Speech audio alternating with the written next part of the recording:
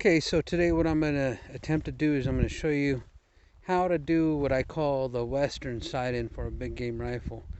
Um, Basically what we're going to be doing is we're going to be sighting in to 2.5 to 3 inches high at 100 yards. What this would do is you're basically going to be dead on from the rifle out to 300 yards on an animal without any holdover.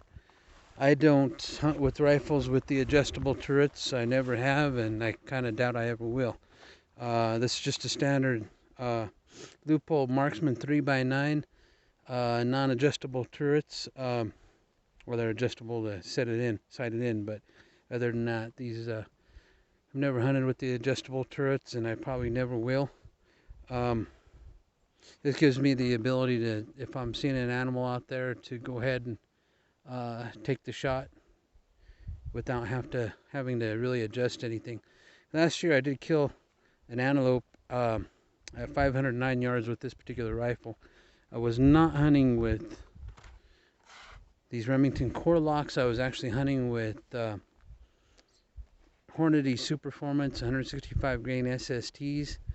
They're a lot flatter shooting bullet than these core locks. The only reason I'm going to do it with these core locks, and I'll end up probably hunting this fall with these core locks, is because right now the Hornadys are pretty hard to find and I don't reload. And if you are able to buy a box, they're kind of pricey, and I just have a hard time paying, $50 for a box of shells.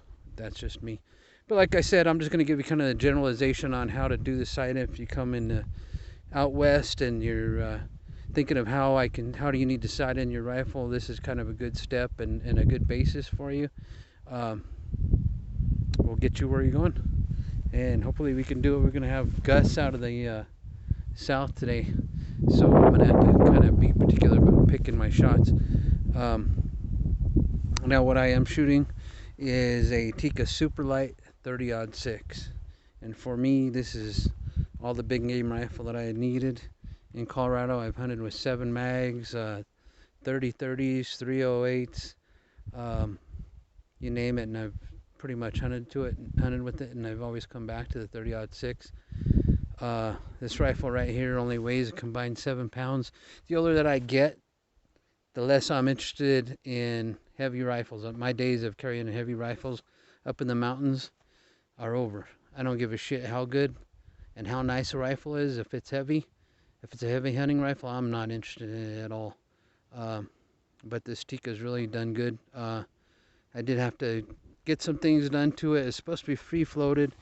If you go back and look at one of my prior videos, I was having the accuracy issues with this. Took this into a gunsmith. We had a muzzle brake added. We put on a different butt pad. We had this cut down, particularly to my arm. He also found out that there were some hot spots underneath the barrel that was affecting the accuracy, so that we actually went in there with the Dremel and took those out. And ever since, this rifle's been a tack driver, and I really couldn't have been happier.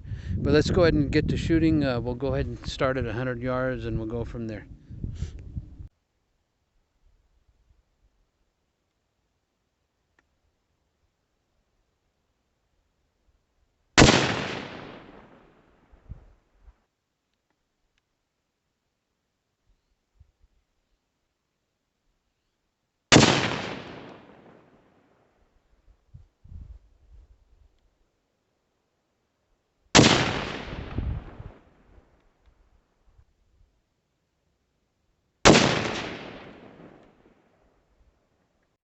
Let's go take a look at the target, see how we did. Alright, here we go. Now I did already pre-mark these. These were the first 4 shots that I've taken. Basically what we're doing, we're trying to be right here with that western sight in. 1, 2, 3. Okay. This is my first shot. I adjusted 2 to the left, and it brought me back over here, which is good. I did pull that one right there. So right here we're looking at about half an inch right there. That's not bad at all. Then I did take 3 in a row up here. This was the first shot that I took. I think I definitely pulled that one. But these were the last two, almost touching. So, with the core locks, you really can't. I really can't complain. And you've got to also make aware that I'm not a bench shooter. I'm not world class shooter or anything like that. But this right here is going to kill you a deer, elk, or antelope out to 300 yards easily, as long as you can do it. Okay, I'm going to show you up here. There is a sign, or not a sign, a target set up there, and I ranged it at 325 yards from the bench. So what we're going to do is we're going to take a couple shots at that and see if we can hit it from the bench. I'm not going to do any holdover on it. See how we're doing. Alright, I just took another reading. My rangefinder is saying 330 yards. I'm going to be aiming for that white dot right there. Now that's not even the size of a human torso right there. I'm thinking it's probably a foot high, maybe a 1x1 steel plate. Alright, let's see if we can make it sing. Like I said, I'm not going to do any holdover. The hole's right on.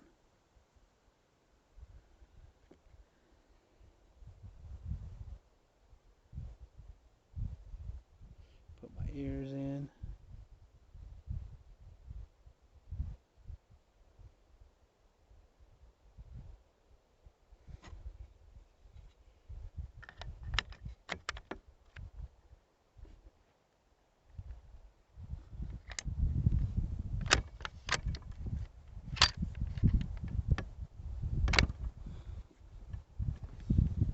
Alright, let's see what we can do.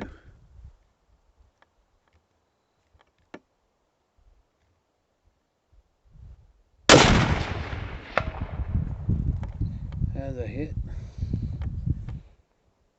the recoil knocked the phone over, but you can definitely hear that hit.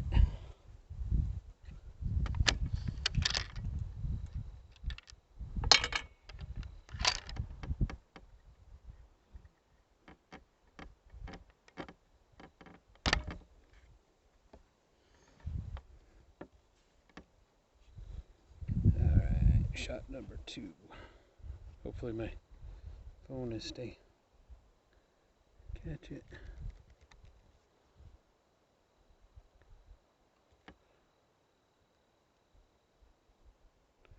Shot number 2.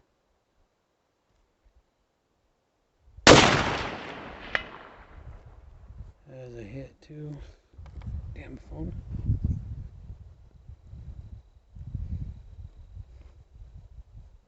You can definitely hear it banging it though. Let's see. Yeah. It's that recoil from the phone that's tipping the phone, so I'm gonna try and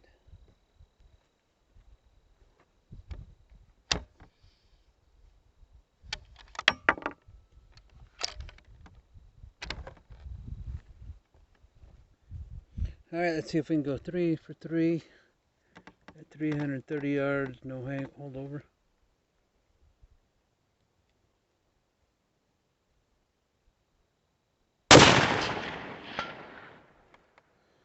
There's another hit.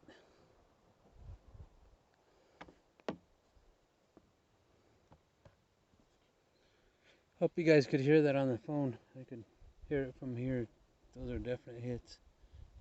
Any animal from, and like I said, there was no holdover on that. Those are that still targets about the size of vitals on a deer, elk, or antelope from here. So, I mean, that's a dead animal from here to 330 yards. Like I said, there was no holdover on it. So, I hope you enjoyed the video. Let me show you something else on my.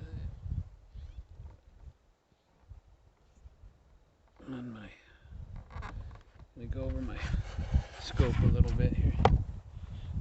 All right. Now, at 100 yards, this is how you would adjust it. Got these kind of turrets on here. I really like this loophole. The only thing I don't like about it is the light gathering ability. I've had issues on low light seeing animals. There's a couple times that I've had issues, so I might be actually upgrading. This is one of the low end loopholes, so we'll go from there.